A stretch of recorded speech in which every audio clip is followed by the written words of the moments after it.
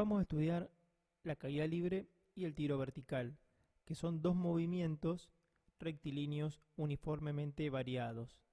En este caso, el estudio, en vez de hacerse en el eje horizontal, se hace en el eje vertical. Entonces, la definición de caída libre es la de un objeto cuando básicamente se lo suelta, se lo deja caer al vacío y no tiene fricción ni con cualquier otro cuerpo, o sea, no se toca, no se roza con ningún otro cuerpo, ni con el aire. Es decir, tenemos que suponer que el aire no influye en la caída del objeto, es decir, tenemos que pensar como si no estuviera. Recordemos que es un estudio teórico, por eso en este caso se piensa que el aire directamente no está. Como dijimos antes, como es un movimiento rectilíneo uniforme, si se toman las fórmulas que estudiamos antes y de alguna manera se trabajan para este tema, adoptan tal vez otros símbolos, pero siguen siendo las mismas fórmulas, teniendo en cuenta que algunos términos se anulan y otros términos se llaman de otra manera, pero en definitiva es lo mismo que antes. Ahora, el concepto que entra a jugar acá es el de la aceleración de la gravedad. Sabemos que todos los cuerpos cuando los soltamos se aceleran. Esa aceleración es la aceleración de la gravedad que se debe a la fuerza gravitatoria que más adelante la vamos a estudiar. El valor de la aceleración de la gravedad para alturas menores a 10 kilómetros la vamos a considerar en todos los cálculos 10 metros por segundo al cuadrado.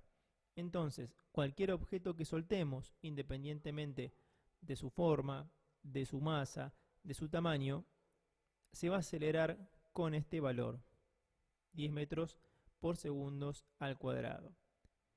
Como se puede ver en la representación, en esta figura, si suponemos que el cuerpo se lo suelta, en ese instante la rapidez inicial es 0. Transcurrido una unidad de tiempo, cae una determinada distancia, es decir, recorre un determinado espacio, pero como se va acelerando, ¿sí?, la unidad de tiempo posterior va a recorrer más distancia y así con la siguiente y con la última, que es el momento que toca la superficie. Pero en definitiva, o sea, en este movimiento, al igual que lo que estudiamos las semanas anteriores, por cada unidad de tiempo el objeto recorre más distancia porque se está acelerando en forma directamente constante, o sea, la aceleración acá es constante, proporcional al tiempo, o sea, a medida que el tiempo pasa. Para ver y aplicar las fórmulas, vamos a hacer un ejercicio y vamos a estudiar un poquito la evolución temporal de las variables. Desde el balcón de un edificio cae un objeto que tarda 3 segundos en llegar al piso. Calcula la altura del balcón. Para calcular la altura del balcón, tenemos que utilizar la fórmula que estaba arriba cuando definimos la caída libre y que básicamente expresa que la altura inicial, o sea, la altura desde donde se deja caer el objeto, es igual a la mitad de la gravedad, o sea, de la aceleración de la gravedad, que es 10, por el tiempo al cuadrado. ¿Qué tiempo? El tiempo que el objeto tardó en llegar al piso desde que se lo soltó. ¿Sí? Si nos fijamos acá, estamos utilizando esta fórmula teniendo en cuenta que esta es la altura inicial, o sea, la altura que tiene el objeto respecto a la superficie al momento de soltarlo. Entonces, como vemos debajo, se puede calcular la altura. Recordemos que un medio es 0,5, la gravedad, la aceleración de la gravedad va a ser siempre 10, siempre que hablemos de tiro libre o caída vertical, mejor dicho, caída libre o tiro vertical, y obtenemos 45 metros de altura, es decir, el objeto cayó de 45 metros de altura y eso, o sea, y esa distancia la recorrió en 3 segundos. Debajo pide la rapidez que tiene el objeto en el momento que hace contacto con el piso. La rapidez final, o sea, el momento que hace contacto con el piso, se puede calcular con una de las fórmulas de la caída libre que están acá arriba. Aquí está. Entonces simplemente es multiplicar la gravedad, o sea, la aceleración de la gravedad, que es 10, por el tiempo, en este caso 3 segundos. Sería 10 por 3, 30 metros por segundo. Tenemos que tener mucho cuidado porque la gravedad está en metros por segundos, el tiempo tiene que estar en segundos. Lo mismo arriba, para obtener metros, el tiempo tiene que estar en segundos. 30 metros por segundo equivalen a 108 kilómetros por hora. Si hacemos un estudio de la evolución temporal del movimiento, es decir, qué pasa a medida que pasa cada unidad de tiempo, en el instante inicial la aceleración es 10 porque es la de la gravedad. Esto no va a cambiar. Esta columna es constantemente 10 durante los 3 segundos. Ahora bien, la rapidez al momento de soltar el objeto es 0. Un segundo después es 10, 20 y 30. Es decir, lo que decíamos hoy, por cada segundo que el objeto está en el aire, la rapidez aumenta 10 metros por segundo. O sea, el ritmo de cambio de la rapidez no es otra cosa que la aceleración. Por eso decimos que la rapidez es directamente proporcional al tiempo. Porque cada unidad de tiempo que pasa, la rapidez aumenta 10 unidades, o sea, esta cantidad. En esta columna es la misma rapidez de la que hablábamos antes, solamente que en kilómetros por hora. O sea, acá se ve muy claro que cada objeto, cualquier objeto mejor dicho, que está en el aire, por cada segundo que pasa, que va cayendo, aumenta su rapidez en 36 kilómetros por hora.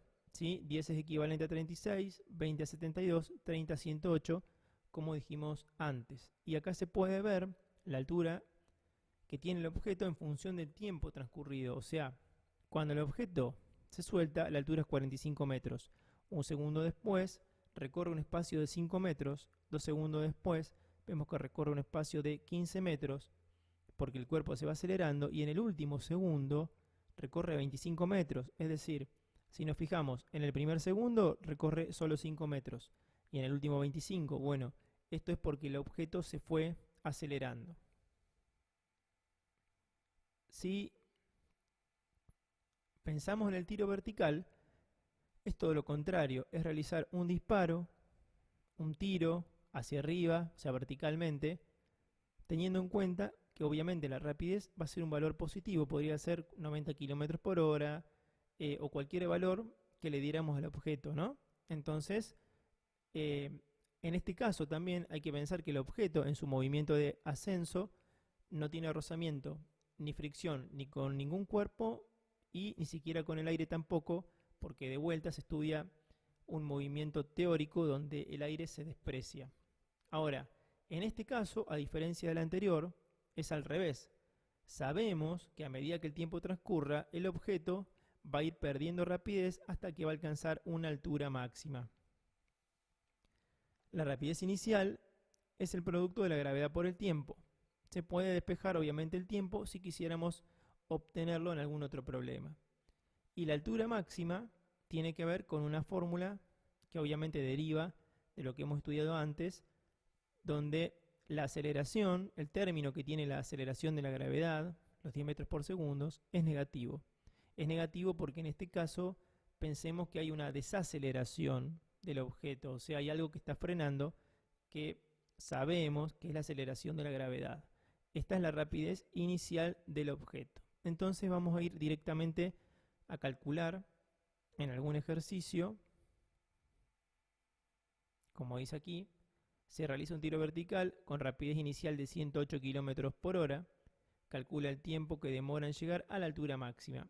O sea, si uno lanza un objeto con rapidez inicial de 108 km por hora, esta fórmula, que simplemente la tomé de arriba, permite obtener cuánto tiempo demora en alcanzar la altura máxima, o sea, en detenerse. Directamente hay que tener en cuenta que los 108 km por hora siempre hay que pasarlos a metros por segundos, dividido 10, que es la aceleración de la gravedad, da 3. O sea, 3 segundos es lo que tarda en detenerse. Y después la otra fórmula permite obtener la altura máxima que alcanza el objeto. Bueno, el 1/2 es 0,5, menos 0,5 en este caso porque es un movimiento de alguna manera desacelerado. La gravedad es 10, el tiempo dijimos que era 3, pero hay que tener en cuenta que va al cuadrado, más la rapidez inicial que es 30, estos mismos 30, por 3 que es el tiempo transcurrido. Recalco el tema de las unidades. No, las unidades, por más que la rapidez esté en kilómetros por hora, uno las tiene que pasar a metros por segundos para utilizarlas en las fórmulas. Lo mismo que el tiempo, tiene que estar en segundos siempre. La altura máxima que alcanza el objeto son 45 metros de altura. Entonces vemos que la aceleración no cambia a medida que evoluciona el tiempo. La rapidez inicial es 30 a los 108 km por hora y por cada segundo que pasa la rapidez va cayendo en 10 unidades. O sea, estos 10 tienen que ver obviamente con la aceleración de la gravedad. La aceleración de la gravedad es el ritmo de cambio de alguna manera de la rapidez. En este caso lo tenemos que pensar como disminución. Y la altura, lo mismo. En la primera unidad, o sea, en el primer paso de tiempo, la altura aumenta a 25 metros. Un segundo después, el objeto está a 40 metros respecto del piso. A los 3 segundos alcanza los 45 metros. Y este ejercicio está relacionado con el anterior. O sea, siempre que uno realiza un tiro vertical, después del tiro vertical, el movimiento que sigue es una caída libre. O sea, el objeto alcanza los 45 metros de altura. En ese instante la rapidez se anula, como vemos acá, y empieza su descenso desde 45 metros de altura. ¿Cómo sería? Bueno, 45, 40, 25, 0, es decir, en este caso sería el movimiento de vuelta. Nosotros calculamos el de ida y la caída libre sería el movimiento al regreso, ¿no? En este caso lo pensé de esta manera para que ustedes pudieran relacionar los dos movimientos, o sea, se estudian separados, pero hay que entender que después de uno sigue el otro. O sea, después de un tiro vertical viene la caída libre.